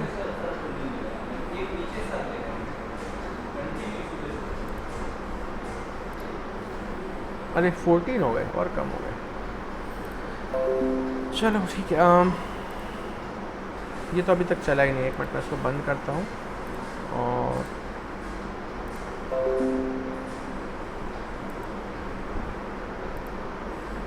ओके, तो मतलब क्या हो रहा है कि I can count the number of 1s from the left. तो यहाँ कितने 1 हो रहे हैं, 24 1 हो रहे हैं। ठीक है, यहाँ पर जो नंबर ऑफ 1 की काउंटिंग है वो 24 हो रही है। तो एक तरीका निकाला गया, उसको बोला गया प्रीफिक्स लेंथ या स्लैश नोटेशन। तो when you right N IP address तो उसके आगे हम उसके नीचे अलग से सबनेट मास्क लिखने के बजाय हम क्या करने लग गए, उसके आगे स्लैश लगा के लिखने लग गए। तो देखिए ये है स्लैश वाला तरीका। हम क्या करते हैं, हम आईपी एड्रेस लिखते हैं, उसके आगे /8 लिख देते हैं। मतलब 255 और 3 बार 0 को मैं /8 भी बोल सकता हूँ। /8 लिखना बोलना हर जगह आसान रहता है, यहाँ पर 255 दो बार है तो मतलब मैं /16 बोल सकता हूँ, यहाँ पर 24 बोल सकता हूँ। अगर मैंने ये जो बाउंड्री है डॉट की बाउंड्री उसको पार भी किया तो भी क्या हो जाएगा, फिर भी मैं 1 गिन सकता हूँ। कितने 1 हो गए, 25 1 हो गए, फिर 26 हो गए, 27 हो गए, अप टू 31 तक लिखे हुए हैं, है ना। इवन ये ज़रूरी नहीं है कि ये 16 के बाद में सीधे 24 आए, 16 के बाद 17 18 ऐसा भी आ सकता है। तो उसको कहते हैं, क्या कहते हैं, आई विल टेल यू। जैसे मैंने बताया कि हमको क्या करना पड़ता है, एंड करना पड़ता है। तो 1 और 1 का एंड 1, ऐसे करके क्या हो जाएगा, 192 का 192, 168 का 168, 10 का 10, और फिर ये जो है आखिरी वाला ये 0। इससे क्या पता चलता है कि ये जो आईपी था ऊपर वाला, ये इस वाले नेटवर्क को बिलोंग करता है। तो याद होगा आप लोग जब अभी इसके पहले ब्रेक के पहले देख रहे थे तो आप लोग नेटवर्क के नाम रखे थे, नेटवर्क 1, नेटवर्क 2, नेटवर्क 3। एक्चुअली ये वही नेटवर्क है। उनको नेटवर्क 1, नेटवर्क 2, नेटवर्क 3 के नाम से नहीं जाना जाता, उनको ये वाला जो लिखा हुआ है ना लास्ट वाला, उसके नाम से जाना जाता है। तो एक नेटवर्क होगा जिसका नाम होगा 192.168.10.0। अगला नेटवर्क में बनाऊंगा तो 192.168.11.0 बना दूंगा। अगले वाले को 13, 15 कुछ भी ऐसे चेंज कर सकता हूँ। तो मैं ये 10 भी चेंज कर सकता हूँ। फिर मैं चाहूँ कि ये 10 चेंज कर करके मेरे पास में 254 या 255 कॉम्बिनेशन आ गए, तो फिर मैं क्या करूँगा, 168 को चेंज करना शुरू कर दूँगा। तो ऐसे कर करके मैं आईपी एड्रेस बदल सकता हूँ, ठीक है। तो टाइप्स ऑफ एड्रेसेस आप लोग को पता है। नेटवर्क एड्रेस क्या होता है, नेटवर्क एड्रेस जो होता है वो एक आईपी एड्रेस की रेंज में पहला एड्रेस होता है। तो जैसे मैंने आपको यहाँ पर कहीं पर लिखा था शायद, ये देखिए, अगर मेरी आईपी एड्रेस जो है वो 1.0 से 1.255 तक चल रही है, तो जो पहला एड्रेस होगा वो नेटवर्क एड्रेस होगा। याद रखना, लिख लेना, है ना। किसी भी नेटवर्क का सबसे पहला address will be called as network address. फिर किसी भी रेंज में सबसे आखिरी address will be broadcast address, ठीक है। नेटवर्क एड्रेस जो कि पहला है, ब्रॉडकास्ट एड्रेस जो कि आखिरी है, इनको हटा दो तो जो बीच में जितने एड्रेसेस बचते हैं वो फर्स्ट और लास्ट के बीच की यूजेबल रेंज है, ठीक है। वो कौन सी रेंज है, जिनको मैं ये वो रेंज है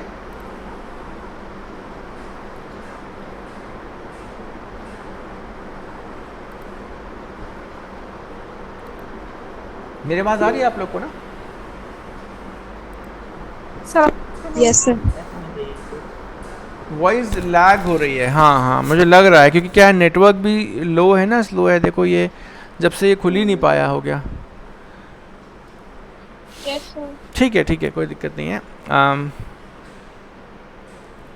मैं ऐसा करता हूँ कि अभी अगर ये नहीं खुल रहा है जूनिपर वाली वेबसाइट, तो अपन लोग ऐसे ही पढ़ लेते हैं। मेरे पास लैग हो रही है बट अटक तो नहीं रही है ना, बीच में ब्रेक तो नहीं हो रही है। ये पहले हो रही थी। ठीक है, चलो धीरे धीरे बोलता हूँ मैं। तो पहला आईपी एड्रेस छोड़ दो जो कि .0 है, और आखिरी आईपी एड्रेस छोड़ दो जो कि .255 है। उनको छोड़ के जितने भी बीच के आईपी एड्रेसेस हैं, जितना बदल सकते हैं बदलें, तो वो कहलाएंगे हमारे यूजेबल एड्रेस, जिनको मैं कंप्यूटर को अलॉट कर सकता हूँ। तो .1 दे सकता हूँ, .2, .3, .4, .50, .100, कहाँ तक दे सकता हूँ, .254 तक दे सकता हूँ। 255 नहीं दे सकता, बिकॉज 255 क्या है, last usable address. Last not usable बेटा, it's called last address and it will be broadcast address. 255 जो है वो ब्रॉडकास्ट एड्रेस होगा, जो आखिरी एड्रेस होगा ना किसी भी एक रेंज का, वो हमेशा ब्रॉडकास्ट एड्रेस होगा। मैं 255 को इसलिए बार बार नाम नहीं लेना चाह रहा हूँ, आगे जाके आप देखोगे कि 255 होना ज़रूरी नहीं है। एक्चुअली हम क्या करते हैं, हमें जो नेटवर्क मिलता है ना, उस नेटवर्क को भी और छोटे छोटे पोर्शंस में डिवाइड कर देते हैं और उसको बोलते हैं सबनेट। सबनेट में क्या होता है कि बीच की कोई भी आईपी अचानक से ब्रॉडकास्ट आईपी बन जाती है, तो फिर हम ऐसा कंपलसरी नहीं बोल सकते कि नहीं 255 जिसमें लिखा होगा वही ब्रॉडकास्ट आईपी होगी, ठीक है। तो 255 को इतना हार्ड एंड फास्ट नहीं मानो, लेकिन ये समझ के चलो कि एकदम पहली आईपी और एकदम लास्ट आईपी। तो फर्स्ट वाली आईपी कहलाएगी नेटवर्क एड्रेस, लास्ट वाली आईपी कहलाएगी ब्रॉडकास्ट एड्रेस। उसके बीच में जितनी भी आईपीज़ होंगी वो सारी वो आईपीज़ होंगी जो मैं कंप्यूटर में जा के डाल सकता हूँ, उनको अलॉट कर सकता हूँ, ठीक है। उसमें फर्स्ट यूजेबल एड्रेस किसको बोलेंगे, जो सेकंड एड्रेस होगा, क्योंकि पहला एड्रेस तो .0 हो गया, तो दूसरा एड्रेस क्या हो जाएगा, .1 हो जाएगा, तो वो फर्स्ट यूजेबल एड्रेस है। और लास्ट यूजेबल एड्रेस क्या हो जाएगा, जो सेकंड लास्ट है, मतलब 255 के जस्ट पहले वाला, विच इज़ 254, और जो भी आईपी अलॉट हो रहा है उसमें आखिरी वाले के जस्ट पहले वाला। ओके तो ये 4-5 एड्रेसेस कौन कौन से होते हैं किसी भी एक नेटवर्क में या सबनेट में, वो हमें पता होने चाहिए। तो देखो जैसे इसकी बात करें, हम एग्जांपल ले रहे हैं 192.168.2.38 और /24। अब देखो /24 लिखा है, तो मुझे ये बताओ कि इसका नेटवर्क एड्रेस क्या होगा।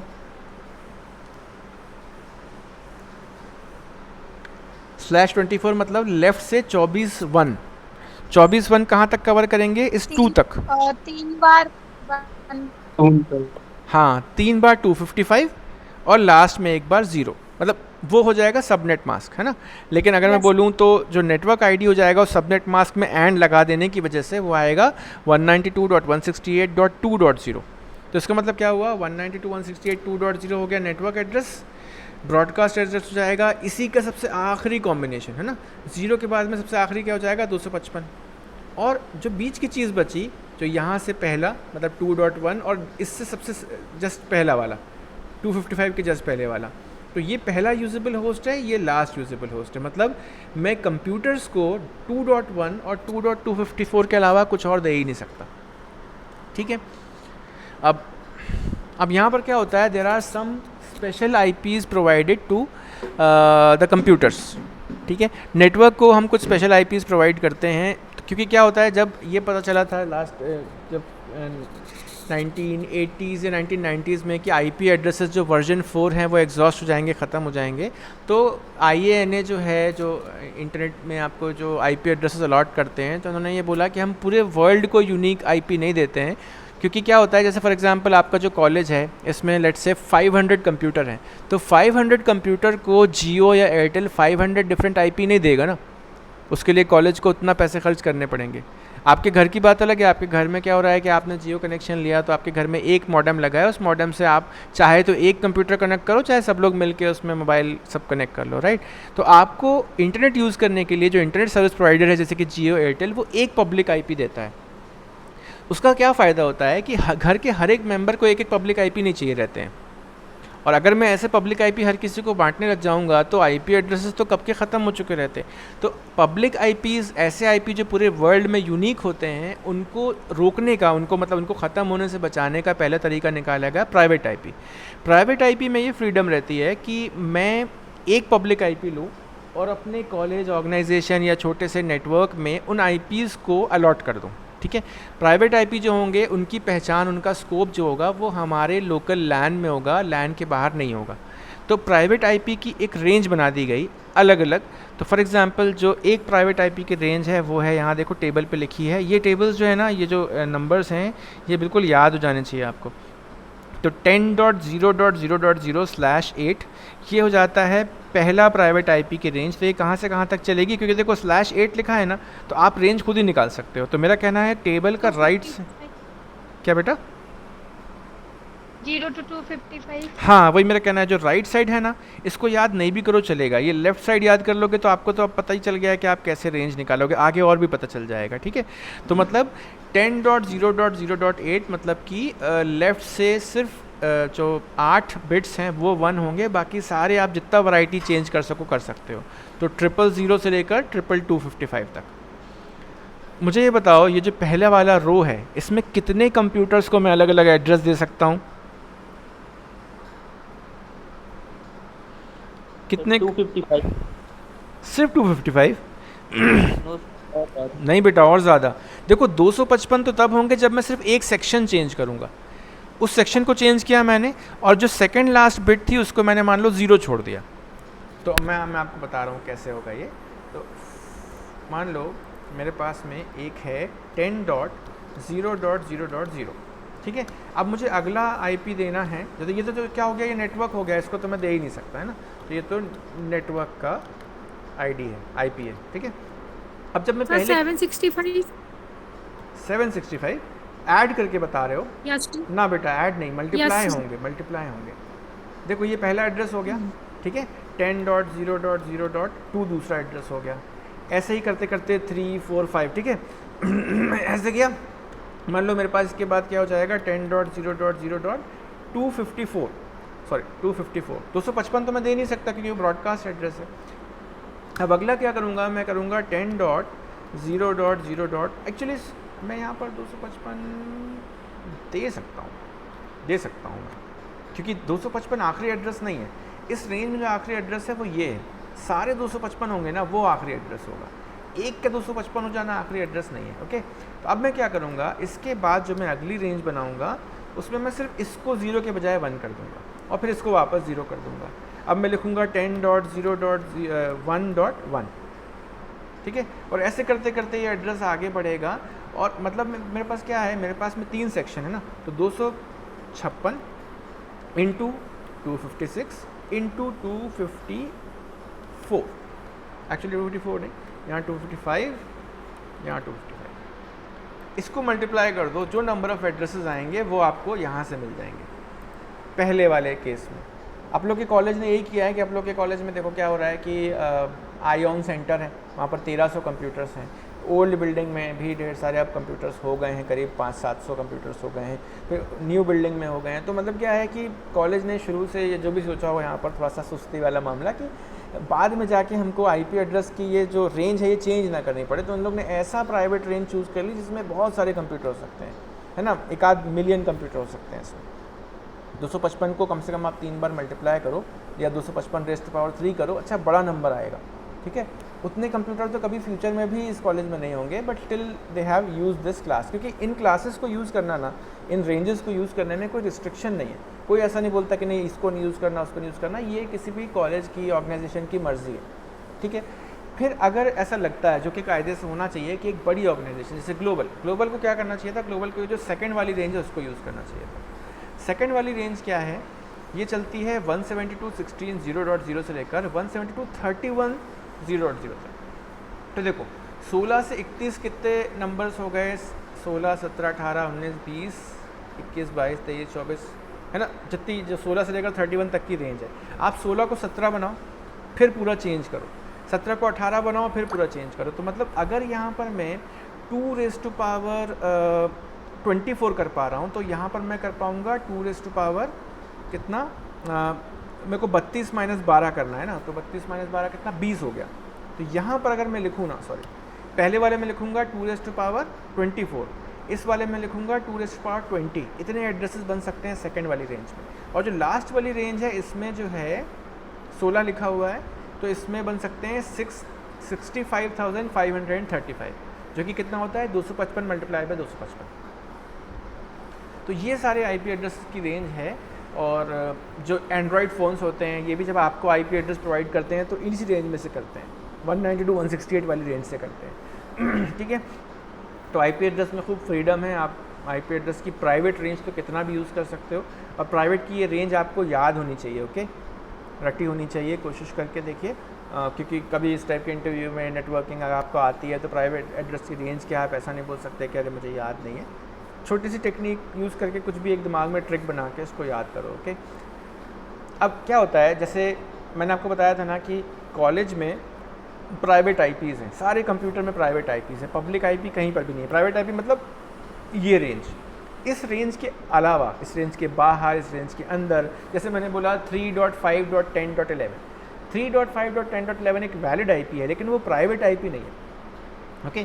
तो अगर कोई पब्लिक आईपी आती है तो आप पब्लिक आईपी को अपने पर्सनल कंप्यूटर में नहीं दे सकते, या प्राइवेट आईपी को आप पब्लिक आईपी नहीं बना सकते, ठीक है, क्योंकि प्राइवेट आईपी जो होती है ना वो रिपीट होती है। मैं इस कॉलेज के बाहर गया, अगर मान लो ये जो ओल्ड बिल्डिंग है और न्यू बिल्डिंग है, इनके बीच में अगर एक राउटर कनेक्टेड है ना, तो मैं अपनी प्राइवेट आईपी और न्यू बिल्डिंग की प्राइवेट आईपी को सेम रख सकता हूँ।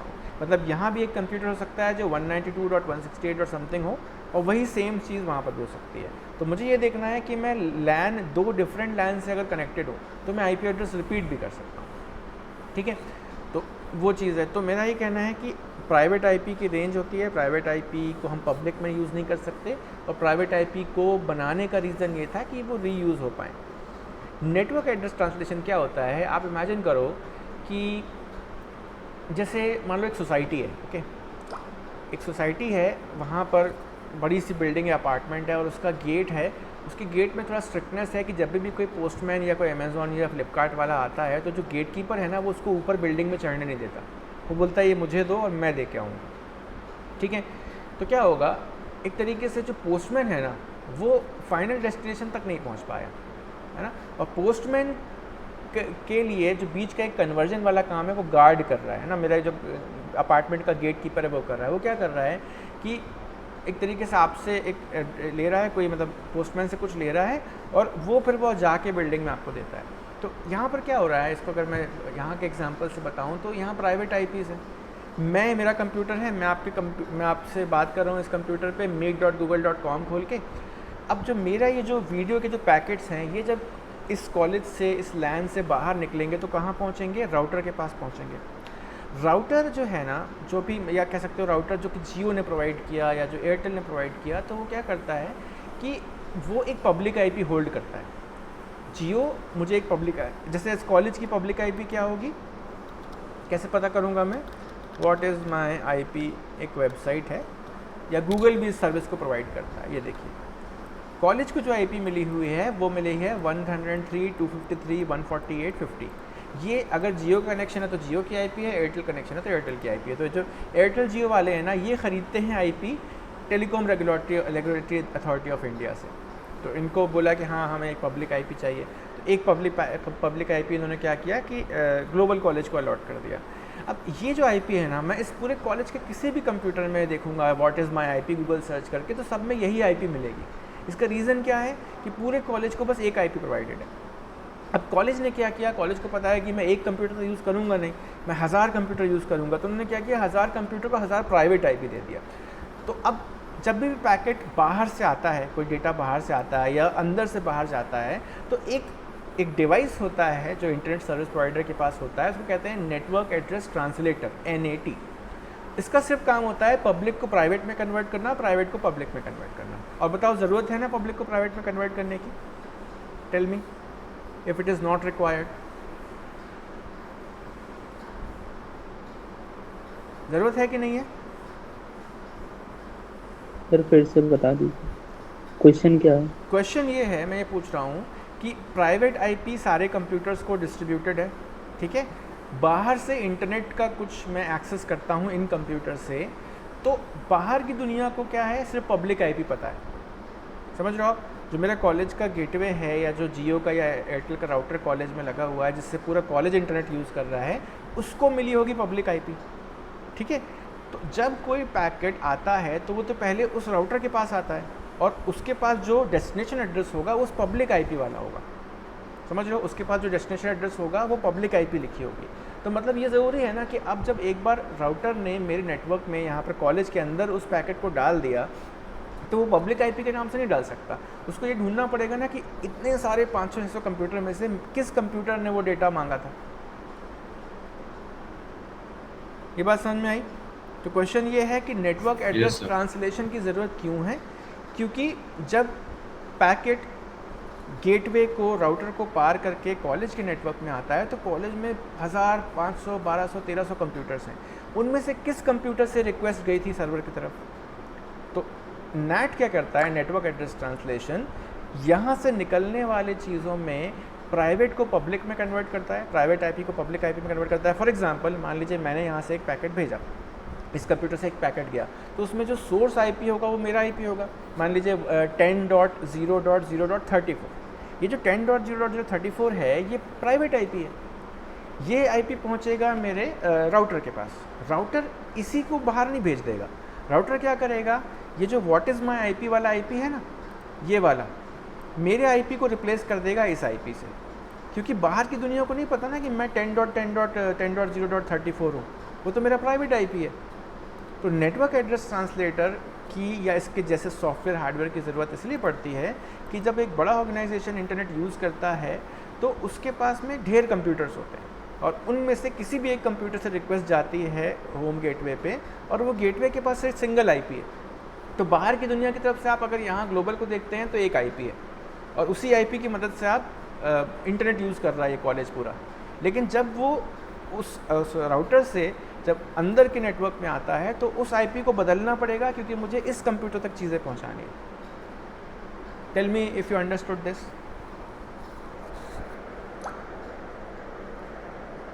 यस। ये बिल्कुल वैसे ही है जैसे घर का नाम और बाहर का नाम। जैसे घर में अगर मान लो ऐसा कुछ हुआ कि मैं ठीक ठाक फेमस पर्सनैलिटी हूँ अपने मोहल्ले में, अपने सिटी में, तो किसी ने मेरे लेटर पे लिख दिया ज़ोहेब हसन और मेरा पूरा एड्रेस, तो वो मुझ तक पहुंच जाएगा, ठीक है। लेकिन अब मेरे घर में मुझे लेट से गोलू नाम से जाना जाता है और किसी ने मेरे एड्रेस में ऊपर गोलू लिख दिया, ज़ोहेब हसन नहीं लिखा, तो दिक्कत हो जाएगी ना, वो गोलू नाम से मुझ तक नहीं पहुंच पाएगा। तो जो प्राइवेट आईपीज़ हैं ये पेट नेम्स हैं, ये घरेलू नाम है, इनको बाहर की दुनिया नहीं जानती है। तो हमें एक डिवाइस की ज़रूरत पड़ती है जिसको बोलते हैं नेटवर्क एड्रेस ट्रांसलेटर। सिंपल सा काम है इसका, प्राइवेट को पब्लिक आईपी में कन्वर्ट करना, पब्लिक आईपी को प्राइवेट में कन्वर्ट करना। और क्योंकि ये नेट जो होता है ये सीधे राउटर में इनबिल्ट होता है, इंटरनेट सर्विस प्रोवाइडर जो अपन को राउटर देता है उसमें इनबिल्ट होता है, तो उसको पता होता है कि इसकी खुद की पब्लिक आईपी क्या है, और जब पैकेट आता है तो उसको खोल के देख लेता है कि प्राइवेट आईपी क्या लिखी है। तो मान लो ये जो लेफ्ट वाला कंप्यूटर है ये 10.10.10.0.5 है, तो ये इसको लेगा, प्राइवेट को पब्लिक में कन्वर्ट करेगा और बाहर के वर्ल्ड में भेज देगा। बाहर के वर्ल्ड से जब चीज़ें आएंगी तो उसमें पब्लिक आईपी लिखा रहेगा डेस्टिनेशन आईपी में। तो इसका काम अब क्या रहेगा, उस प्राइवेट आईपी को पढ़ेगा, देखेगा हाँ ये मेरे लिए है, इसको चेंज करके यहाँ पर जिसके लिए आई है उसके लिए चेंज करेगा, ठीक है। तो नेटवर्क एड्रेस ट्रांसलेशन ये भी बोला जाता है कि एक पुरानी चीज़ थी, अब उसको थोड़ा सा चेंज कर दिया है क्योंकि वो बहुत सिक्योर नहीं मानी जाती थी। और wait a minute, let me see, actually मैं इसके आगे जाऊंगा तो it will become a little bit out of syllabus, इसलिए मैं चाह रहा हूँ कि ये खुल जाए। इसमें एक्चुअली बहुत अच्छी सी एक आध एक्टिविटीज़ हैं जो आपको सबनेट के बारे में अच्छा पढ़ा देंगी। खुल जाए तो अच्छा रहे।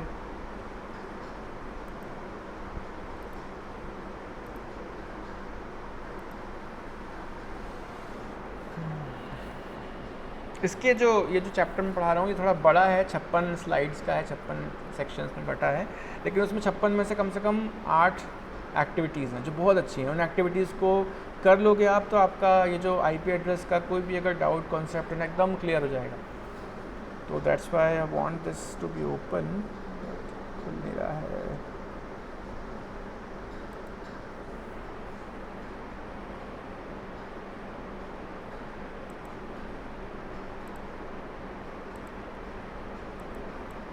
ओके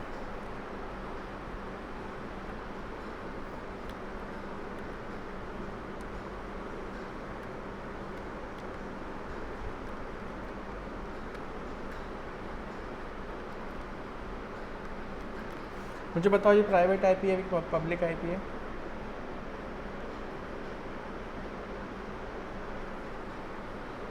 ये जो अभी मैंने लिखा है ये वाली आईपी, ये प्राइवेट है कि पब्लिक है? याद हुई रेंज की? नहीं, 2 ही नंबर थे जो याद रखने थे इस वाली रेंज में आपको।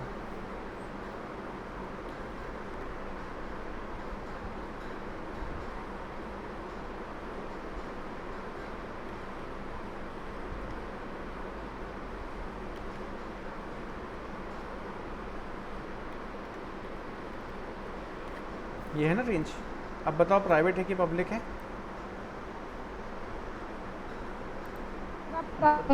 पब्लिक है, क्योंकि ये रेंज थी प्राइवेट की।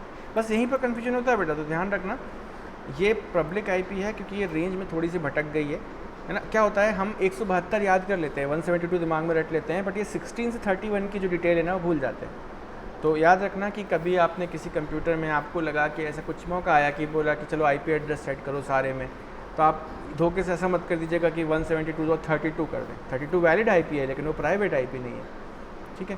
तो कर देने से मैं बता रहा हूँ कोई प्रॉब्लम नहीं जाती, बट दिक्कत क्या है कि नाउ द नेटवर्क अंडरस्टैंड्स कि आपने गलत आईपी दे दी है, तो वही होगा कि आपके पूरा नेटवर्क में सारी मेहनत ख़राब हो जाएगी। बाद में जब कनेक्शन करने की बारी आएगी, जब आपस में आप पिंग करोगे कंप्यूटर्स को, तो वो कनेक्ट ही नहीं होगा, तो ये दिक्कत जाती है, ठीक है। तो चलो एक क्वेश्चन और। तो लेट अस से कि मैं 192.168.5.10 लिख रहा हूँ यहाँ पर, और मैं लिख रहा हूँ /24। तो मुझे बताओ /24 मतलब मेरा सबनेट मास्क क्या होगा और नेटवर्क आईडी क्या होगा, ये किस नेटवर्क को बिलोंग करता है?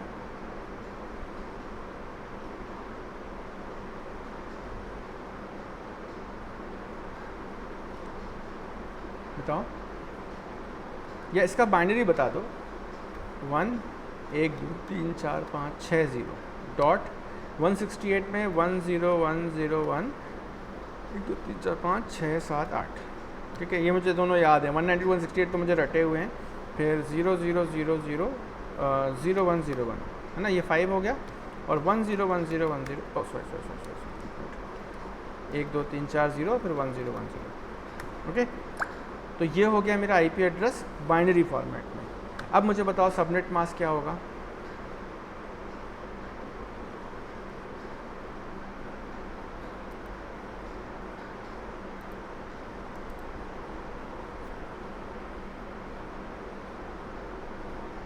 बताओ, what will be the subnet mask?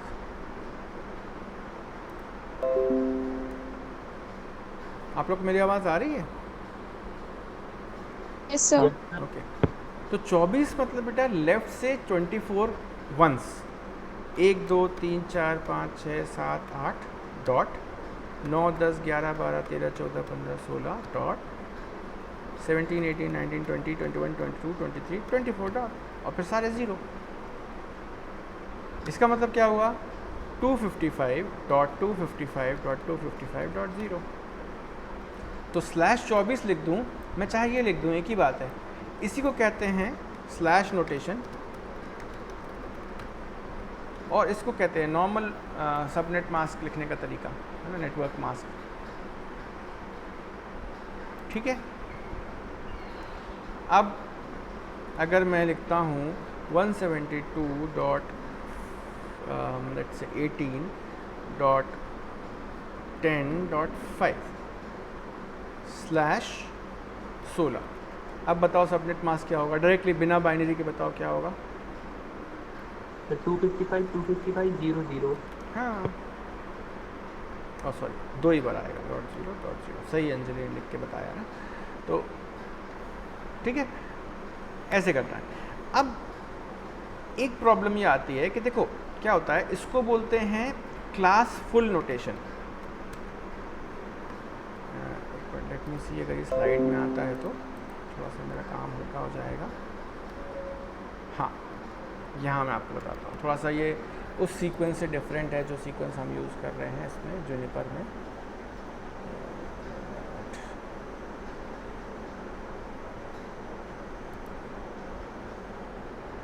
एक और सर 3 बज गए। 3 बज गए, चलो ठीक है, 3:30 पे छोड़ता हूँ। वैसे मैंने कल जल्दी छोड़ दिया था। सर बाकी कल पढ़ेंगे। ओके ओके, ठीक है ठीक है, फिर कल पढ़ते हैं। आप लोग बिल्कुल सेकेंड हाफ में तो ऐसा कम होते जाते हो, पता नहीं कहाँ चले जाते हैं सब। ये क्या लिखा हुआ है 165.8? आदित्य तुमने कुछ लिखा हुआ है यहाँ पर 165.163.50। अंजलि देवजी लिखा पर आंसर दिए थे। किसका था ये? सर वो आपने मल्टीप्लिकेशन कराया था ना? हाँ ओके ओके ओके, हाँ ये यही है। ये कितना हो जाएगा? 1 2 3 4 5 6 7, मतलब ये 1 मिलियन है क्या? 1 2 3 4 5 6, ये 16 मिलियन है। ये अगर इंग्लिश अमेरिका के हिसाब से बोला जाए तो ये 16 मिलियन है, और हमारे हिसाब से 1,65,00,000 समथिंग है ना। ओके ठीक है।